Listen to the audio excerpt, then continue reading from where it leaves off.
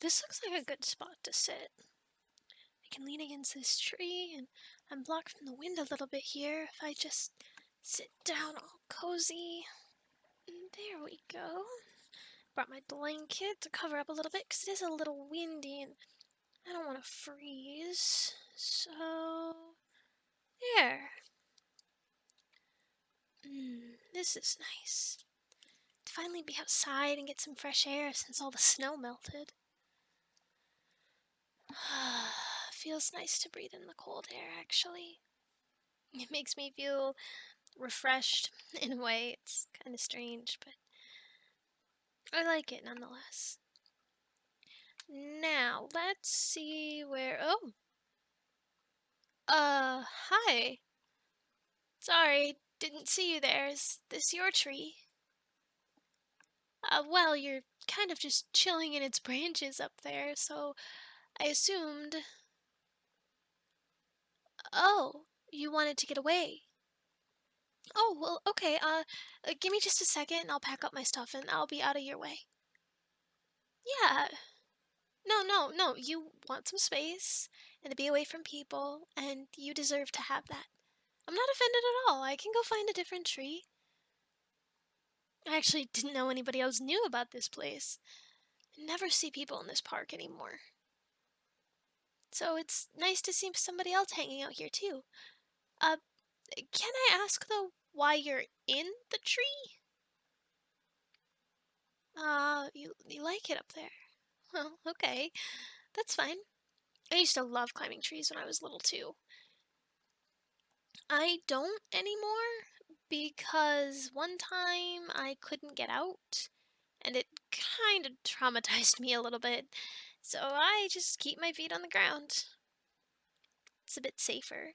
But if you want to, I'm not going to judge you or be upset. It's your life. You can do whatever you want with it. A book? Oh, it's the Bible. I was gonna come out here to do my study. Uh, out loud? Sometimes when it's hard for me to focus, I'll read out loud. Yeah, why? Oh, you want to study with me? No, absolutely. Of course that's okay. Yeah, I'm just trying to think, because, see, I have this study that's been kind of ongoing for a little while. But I think I know of a place where it does like a little tidbit, per day. I could read that to you if you'd like. Yeah. Okay, then I will. It's Our Daily Bread. I don't know if you've ever heard of it. If not, it's not that big of a deal, but it gives you a little passage in the Bible to read, and then you read this little paragraph, two or three, and it gives you some questions to help you reflect on it. If you want to read that or hear it, I guess. Sorry, I've just never done anything like this with people before. Let me look it up on my phone. Here we go. Okay. So it's called Sharing by Caring is what today is. Wait, actually, sorry, that was yesterday. We're in Isaiah, and this one is Jesus our King. So let's go to Isaiah, Jeremiah, Lamentations, Ezekiel. Yeah, sorry, I'm just trying to find the book.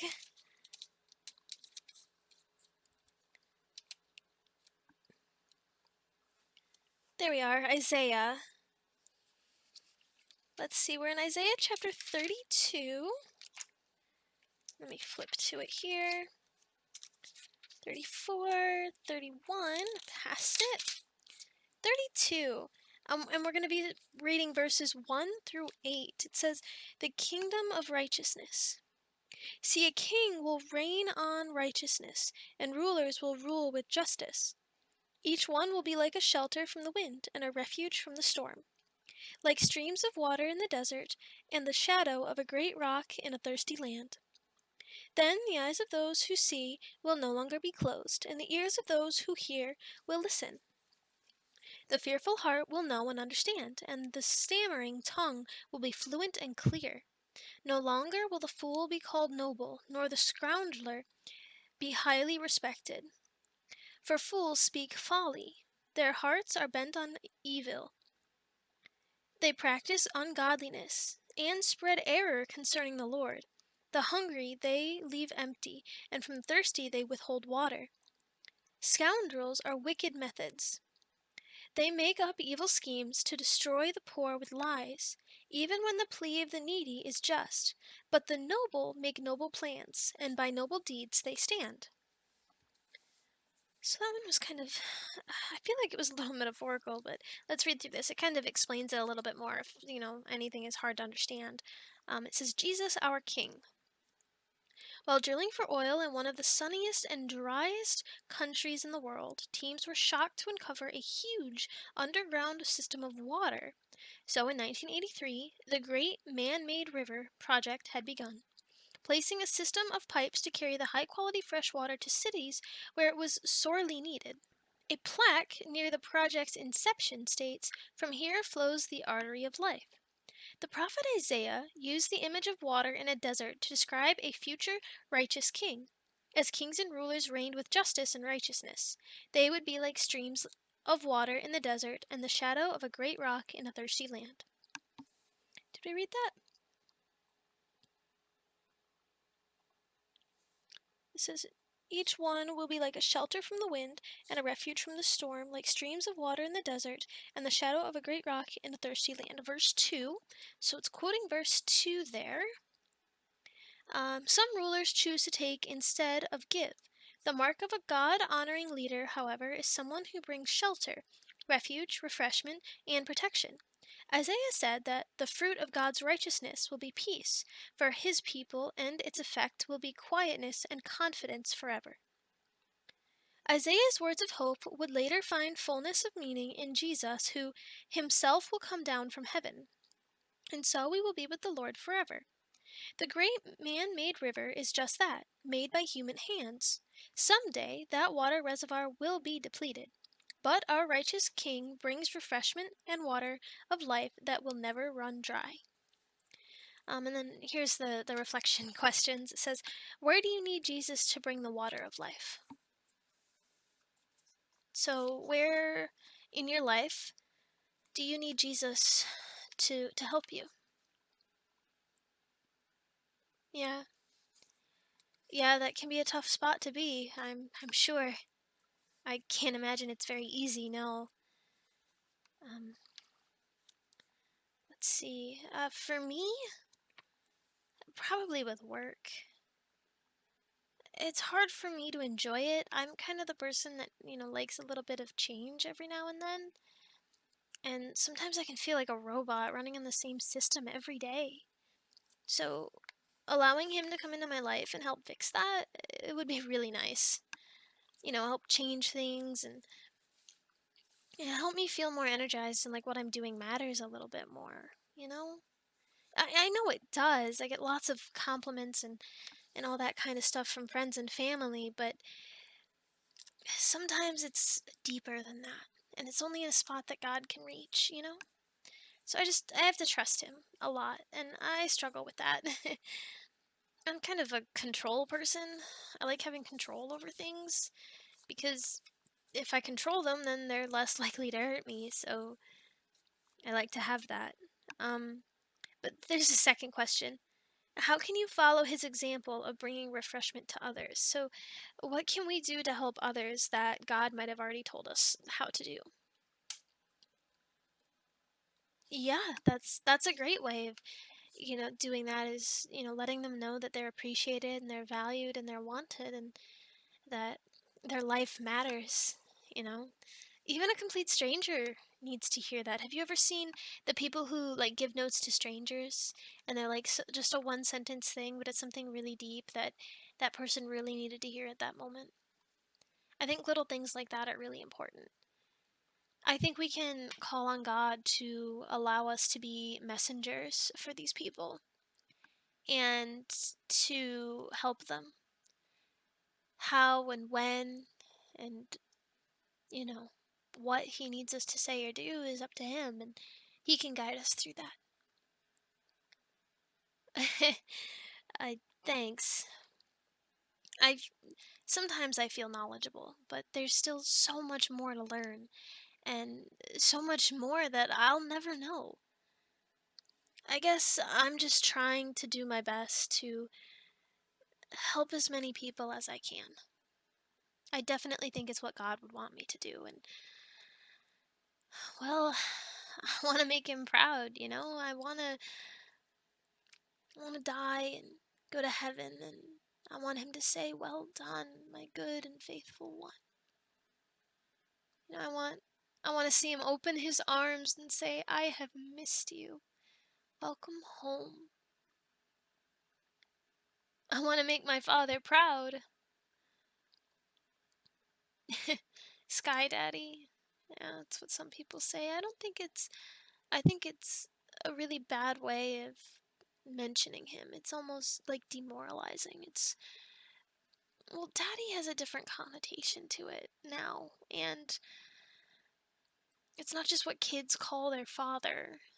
It's dirty and tainted, and throwing anything like that up towards God is slander, in my opinion. But that's my opinion. And you are 100% entitled to yours, and I'm opening to hearing about it if you'd like to talk. But if not, then that's okay too. You know, you're actually really nice, and I find it really awesome that you're interested in learning about this kind of stuff. Um, Thursday nights at the church, I get together with a couple of friends, and we do a Bible study together. We read through 5 chapters of Genesis last week, and we usually don't do that much. We usually do like chapter by chapter. But if you'd like to join, you're welcome to. Also, Tuesday nights, I am in this server online, and um, I get together with some of those members, and we also do Bible study. So I'm in the Word quite a bit. I'm quite busy with it. Tuesday, Wednesday, Thursday, and Friday. Or, sorry, not Friday, I meant Sundays. I've been really tired the past few days. Been having a rough time falling asleep, so I thought some fresh air might do me good, help me feel a little bit more drowsy. And it's working. Goodness. It's getting dark quick, too. I'm so excited for summer when it only gets dark at like 8 or 9 and then it's bright again. I feel really rejuvenated during that time. Yeah. What about you? Oh, be careful. Sorry, I don't want you to fall and hurt yourself like I did when I was little. I really wrecked my ankle. Yeah. No, I'm okay. Just I want to make sure you're okay, you know? I mean, I feel like we're kind of friends. We only just met, sure, but you're really nice. And it would be really awesome if you wanted to come to one of the Bible studies. You don't have to, of course. Uh, but if you do, I'd have to send you the location and stuff like that. So, could I get your phone number really quick? Uh-huh. Okay, got it. Awesome. I'm gonna just text it and say, "Hey, this is that weirdo you met reading the Bible under a tree." Yeah. Oh, my name, Shadow. Shadow. I know, you'd never expect someone to have a name like that, but it is. Well, I tell you what, you were really awesome to meet.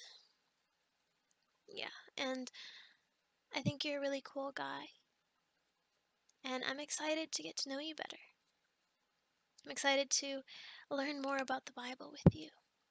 Fellowship and growing together is always a great way getting to know someone. So anyway, I should probably get going because it's getting cold and I've got some stuff to take care of before it gets dark. If you ever need a Bible, they sell them at the bookstore, or you can always grab one at the church for free. The bookstore offers these really cool tabs. Mine are rainbow. Um, but they offer really cool tabs that you can put on to mark all the different books of the Bible, which, if you read through every so often, it helps you memorize where everything is. Kind of a nerd about it. But anyway, it was wonderful to meet you, and I will hopefully see you again soon. God bless. Bye.